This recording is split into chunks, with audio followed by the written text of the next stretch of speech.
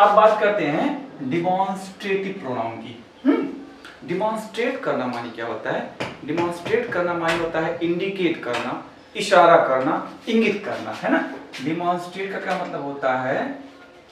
To indicate मतलब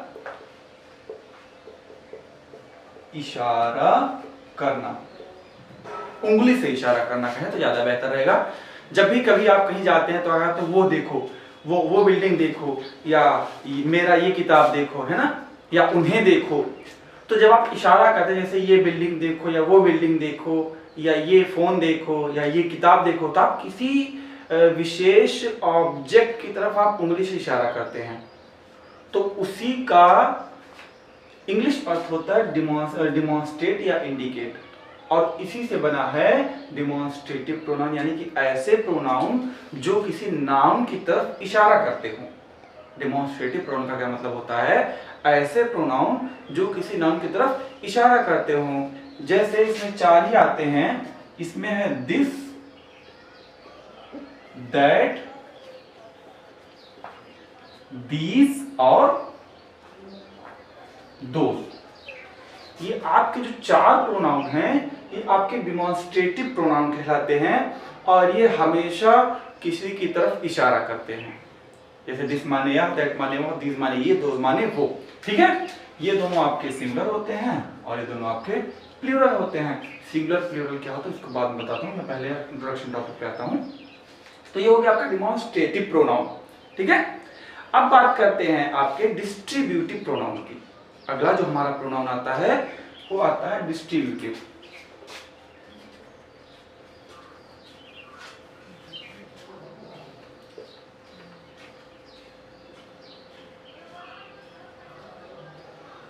वैसे तो डिस्ट्रीब्यूट का जो शाब्दिक अर्थ होता है वो होता है बांटना, लेकिन यहां पर डिस्ट्रीब्यूटिव का अर्थ लिया जाएगा वन एट अ टाइम, यानी कि एक समय में केवल एक। क्या हो जाएगा? एक समय में केवल एक, वन एट अ टाइम। इसमें जो आते हैं each, every, either,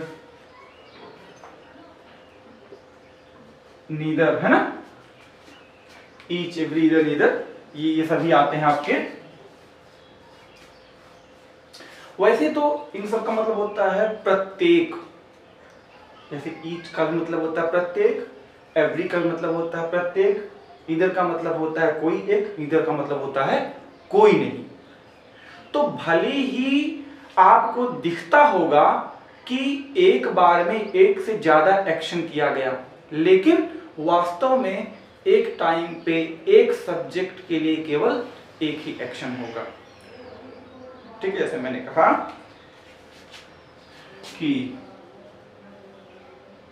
each of them got a price. Each of them, उनमें से प्रत्येक को। ऑल्दो यहाँ पे जो देम वर्ड है ये आपका प्लूरल शो कर रहा है, यानी कि प्राइज मिला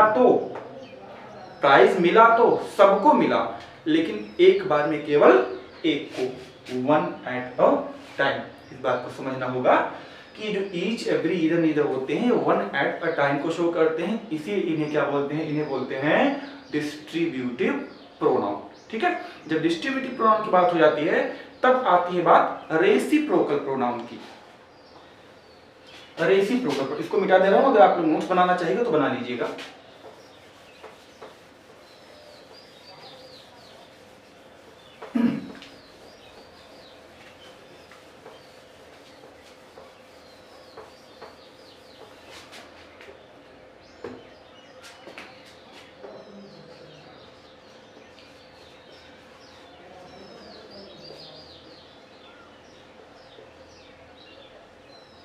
ठीक है। रेसिप्रोकल प्रोनाउन सिर्फ 2 होते हैं, और ये पता है किससे बनते हैं? ये बनते हैं आपके इसी डिस्ट्रीब्यूटिव प्रोनाउन से, और ये दोनों शब्द हैं, एक है ईच अदर और दूसरा है वन एनदर। रेसिप्रोकल का मतलब होता है इंटरडिपेंडेंसी शो करना एक दूसरे के लिए, है ना। जो काम पहला दूसरे वाले के लिए करेगा वही काम दूसरा पहले वाले के लिए भी करेगा। ईच अदर, है ना, प्रत्येक को, वन एनदर माने भी प्रत्येक को। तो दोनों दो शब्द क्यों हैं, इसलिए हैं क्योंकि कहीं कहीं पर किताबों में लिखा मिलता है कि जो ईच अदर होता है इसका यूज सिंगुलर की तरह होता है और जो वन एनदर होता है इसका यूज होता है प्लूरल की तरह। बट मॉडर्न ग्रामर में ये आपके जो रूल्स हैं इनको रिजेक्ट कर दिया गया है, चाहे सिंगुलर हो या प्लूरल हो। आप चाहे ईच अदर का यूज करो और चाहे वन एनदर का यूज करो, कोई प्रॉब्लम नहीं है। एक एग्जांपल के थ्रू समझते हैं। जैसे मैंने कहा कि they gave gifts to one another. अब यहां पे देखिए इंटरडिपेंडेंसी कैसे है।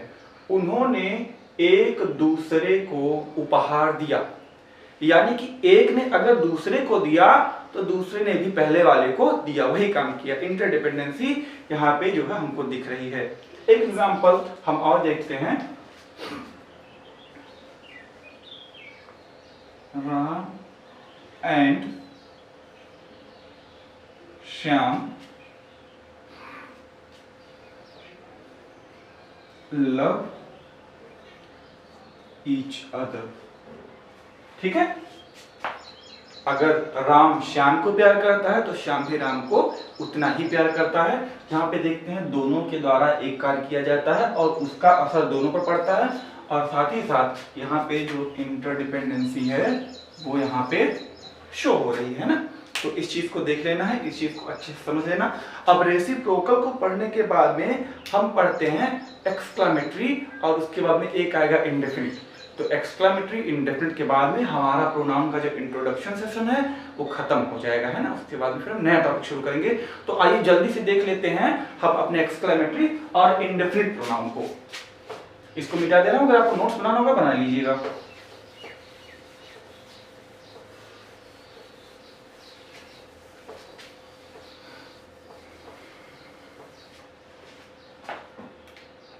सबसे पहले हम बात करते हैं इंडेफिनिट प्रोनाउन की।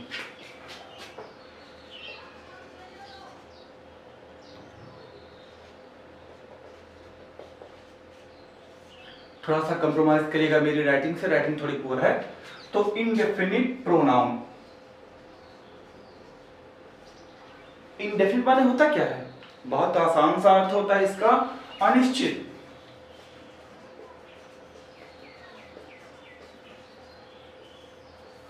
यानी कि जब सब्जेक्ट हमारा अनिश्चित हो, इंडेफिनिट हो, उसकी जगह पे हम जिस प्रोनाउन का यूज करते हैं उसको बोलते हैं क्या, इंडेफिनिट प्रोनाउन। इसमें जो वर्ड्स आते हैं वो है someone, no one, everyone,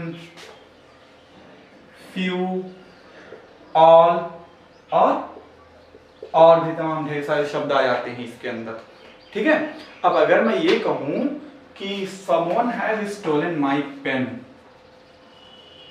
someone has stolen my pen, अब यहां पे तो वही काम किया गया किसी ना किसी के द्वारा। कौन सा काम किया गया है, पेन को चुराने का। लेकिन किसने चुराया, क्या ये निश्चित है, क्या ये क्लियर है, नहीं।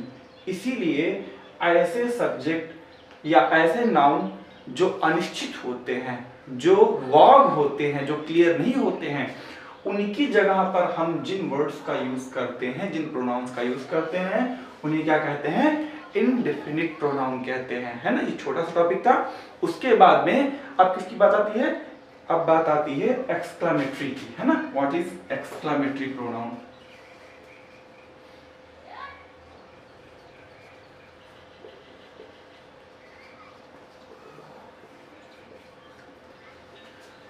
इससे आप बहुत पहले से परिचित होंगे। जैसे मान लिया आप कभी कभी आप सरप्राइज करते हैं, जैसे मान लिया किसी ने कहा कि किसी ने आपसे कहा, आपने किसी से कहा कि अरे आज नरेंद्र मोदी ने बहुत अच्छा स्पीच दिया, तो आप कहते हैं क्या नरेंद्र मोदी कौन है, तो आप कहते हैं अरे क्या तुम नरेंद्र मोदी को नहीं जानते हो। तो आप कहीं सरप्राइज करते हैं ना, तो सरप्राइज करने के पहले आप बोलते हैं क्या, व्हाट। ये अकेला एक्सक्लेमेटरी प्रोनाउन होता है, ठीक है, और सेंटेंस में अकेले ही आएगा, ये भी ध्यान दीजिएगा। और इसके आने के तुरंत बाद मार्क ऑफ एक्सक्लेमेशन, ये तुरंत आपका आ जाएगा, ठीक है, इस चीज को ध्यान दीजिएगा, ठीक है। आपका व्हाट,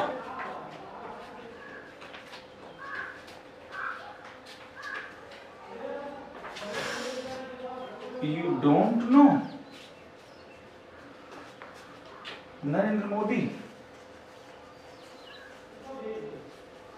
भाई आजकल सबसे पॉपुलर नेता है नरेंद्र मोदी, इसलिए मैंने इनका नाम लिख दिया है। मान लिया आपके सामने कोई बंदा आ जाता है तो नरेंद्र मोदी को नहीं जानता, तो आप चौंक जाता है, अरे तुम नरेंद्र मोदी को नहीं जानते हो। तो अब अगर इंग्लिश में हमको कहना हुआ what you don't know Narendra Modi, तो यहाँ पे जो व्हाट जो वर्ड आया हुआ है यही आपका क्या हो जाएगा, एक्सक्लेमेटरी प्रोनाउन हो जाएगा। ये अकेला प्रोनाउन होता है, बहुत रेयर प्रोनाउन है, और जब भी यहाँ पे व्हाट आएगा एज एन एक्सक्लेमेटरी प्रोनाउन, तो यहाँ पे इसके साथ में मार्क ऑफ एक्सक्लेमेशन जरूर आएगा। इस चीज को ध्यान दीजिएगा, ठीक है। तो ये था आपका प्रोनाउन का इंट्रोडक्शन। आई होप कि आपको समझ में आया होगा और आपने समझा भी होगा, ठीक है। अगले वीडियो में मिलेंगे दोस्तों एक नए टॉपिक के साथ, एक नए इंट्रोडक्शन के साथ में, है ना। तब तक आप चैनल को सब्सक्राइब कर दिए, लाइक कर दिए और वीडियो को खूब ढेर सारा शेयर करिए। धन्यवाद।